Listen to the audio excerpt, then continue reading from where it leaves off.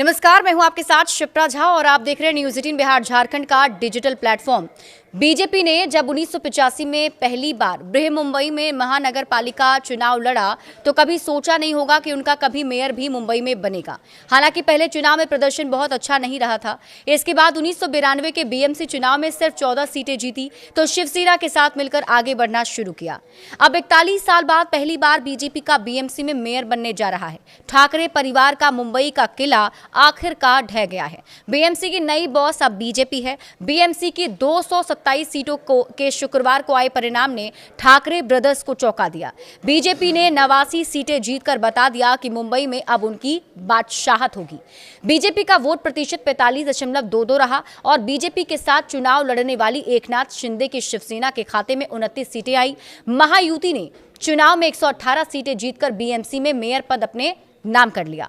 उद्धव ठाकरे की शिवसेना सिर्फ 65 सीटें जीत पाई। किस पार्टी को कितना प्रतिशत वोट मिला अब आपको ये बताते हैं। बीजेपी ने बीएमसी चुनाव में 45.22% वोट के साथ 89 सीटें जीती। बीजेपी को यहां पर काफी ज्यादा समर्थन भी मिला और सीटों की संख्या भी ज्यादा थी। शिवसेना यूबीटी को 65 सीटें मिली और उनका वोट प्रतिशत 27.52 रहा। इसके अलावा शिंदे सेना को 29 सीटें मिली और उनका वोट प्रतिशत 10.48% रहा। बीएमसी में बीजेपी की जीत का राज क्या है अब आप ये समझिए। बीएमसी के लिए हुए चुनाव में बहुकोणीय लड़ाई, विपक्षी महाविकास आघाड़ी खेमे में टकराव और विरोधियों के बीच एक ठोस रणनीति का अभाव बीजेपी को सत्ता की कुर्सी पर काबिज होने में मददगार साबित हुआ। अब पहली बार देश के सबसे अमीर नगर निकाय में उसका मेयर होगा। विश्लेषकों का कहना है कि इस हार ने एमवीए के लिए अस्तित्व का संकट खड़ा कर दिया है। शिवसेना, यूबीटी और कांग्रेस दोनों प्रमुख साझेदारों के खराब प्रदर्शन की वजह से सत्तारूढ़ महायुति गठबंधन के विश्वसनीय विकल्प होने का गठबंधन का दावा खोखला प्रतीत होता जा रहा है।